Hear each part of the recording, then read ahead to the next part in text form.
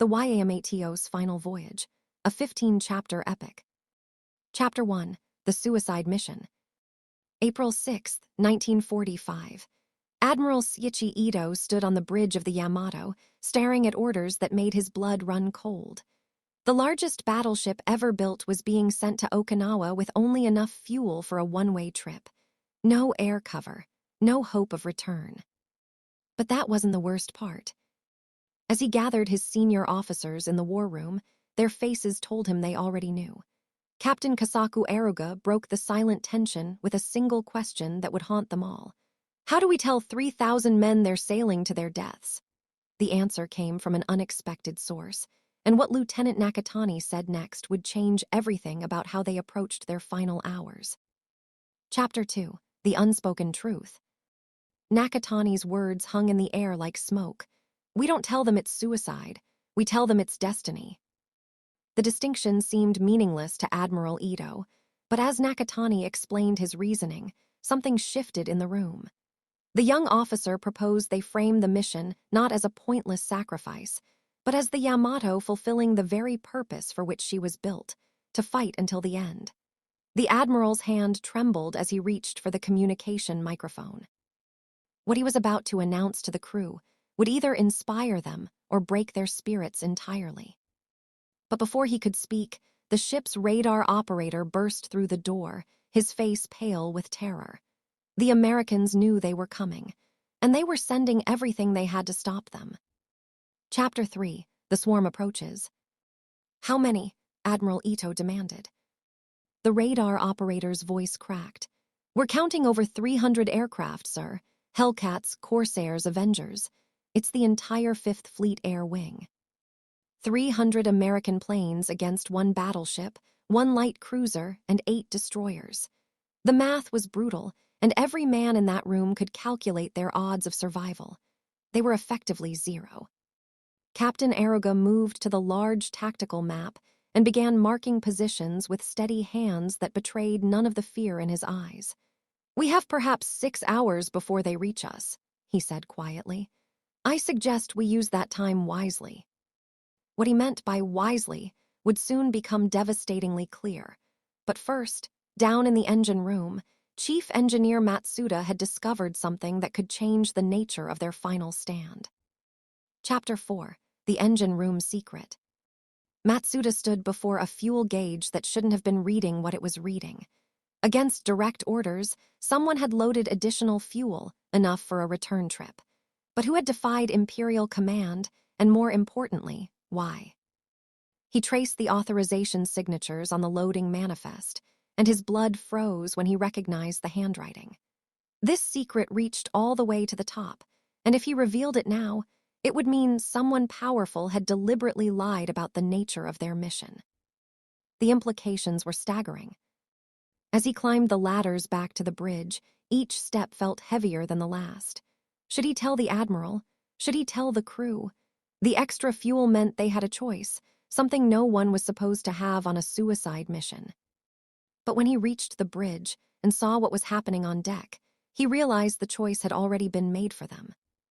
Chapter 5, The Final Letters. Across every deck of the Yamato, men were writing. Some wrote to parents, others to wives they'd barely known, many to children they'd never see grow up. Petty Officer Yamamoto's hands shook as he wrote to his daughter's 5th birthday, a party he wouldn't attend. Papa is going on a trip, he wrote, knowing she was too young to understand what it really meant. In the officers' quarters, Lieutenant Nakatani was writing something different, not a letter, but a detailed tactical analysis of how the Yamato might actually survive the coming onslaught. His plan was brilliant, audacious, and completely unauthorized. It violated every principle of the mission they'd been given. He sealed it in an envelope addressed to Admiral Ito with 3 words on the front: "Read before battle." Whether the Admiral would open it in time was another question entirely, because at that moment, the first alarm sounded. The American planes had been spotted on the horizon. They were early. Chapter 6, First Blood. The sky turned black with aircraft, wave after wave, like locusts descending on a single stalk of wheat. The Yamato's massive 18.1-inch guns, designed to fight other battleships, were nearly useless against fighter planes. Her anti-aircraft batteries opened up with a roar that shook the entire ship. The first bomb struck the stern, killing 17 men instantly. Then came the torpedoes. Commander Yamamoto, leading the damage control teams, raced toward the flooding compartments as water poured in with the force of a tidal wave. His crews worked with desperate efficiency, sealing bulkheads, shoring up damaged plates, knowing that each torpedo that struck them brought them closer to capsizing. But something was wrong with the attack pattern. The American pilots seemed to be focusing all their torpedoes on one side of the ship, the port side. Commander Yamamoto realized with horror what they were trying to do, and if he didn't act in the next 60 seconds, the Yamato would roll over and take all 3,000 men to the bottom. Chapter 7. The Counterflooding Decision. Flood the starboard compartments, Yamamoto screamed into the communication tube. Do it now. The reply came back stunned. Sir, that will trap everyone in the starboard sections. I know, Yamamoto said, his voice breaking. Do it anyway. This was the calculus of survival aboard a dying ship. Sacrifice some to save the rest. As seawater deliberately poured into the starboard compartments to counter the portside torpedo damage, men who'd served together for years were sealed behind watertight doors, left to drown in darkness while their shipmates listened to their screams. The Yamato leveled out. The counterflooding had worked. But the cost was written on every face on that bridge, and the American attack was far from over. The second wave was approaching, and this time they were carrying something different, armor-piercing bombs specifically designed to penetrate the Yamato's legendary defenses. What happened next would determine whether Admiral Ito, finally, opened Lieutenant Nakatani's envelope. Chapter 8. The Unopened Envelope. Admiral Ito's hand rested on the envelope as another explosion rocked the ship. Around him, officers shouted damage reports, fires on 3 decks, flooding in 6 compartments, communications array destroyed. The systematic destruction of the world's most powerful battleship was underway. He picked up the envelope, then set it down again. Opening it would mean admitting he was willing to consider alternatives to the suicide mission they'd been ordered to execute. It would mean hope, and hope was the most dangerous thing a commander could offer men who had already accepted death. But then Chief Engineer Matsuda appeared on the bridge, soaking wet and covered in oil, and whispered 8 words in the Admiral's ear that changed everything. Sir, we have enough fuel to make it home. The Admiral's face went through a series of expressions: confusion, understanding, anger, and finally something that might have been hope. He tore open Nakatani's envelope and began reading. His eyes grew wider with each line. The plan was insane. It violated orders. It would require perfect timing and extraordinary luck. It might actually work. Chapter 9. The Impossible Maneuver. Hard to starboard, all ahead full. Admiral Ito's command shocked everyone on the bridge.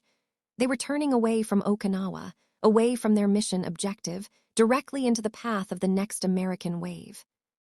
Captain Aruga understood immediately. You're using Nakatani's plan. The Admiral nodded grimly. If we're going to die, we die fighting on our terms, not theirs. Nakatani's plan was elegantly simple and horrifically dangerous.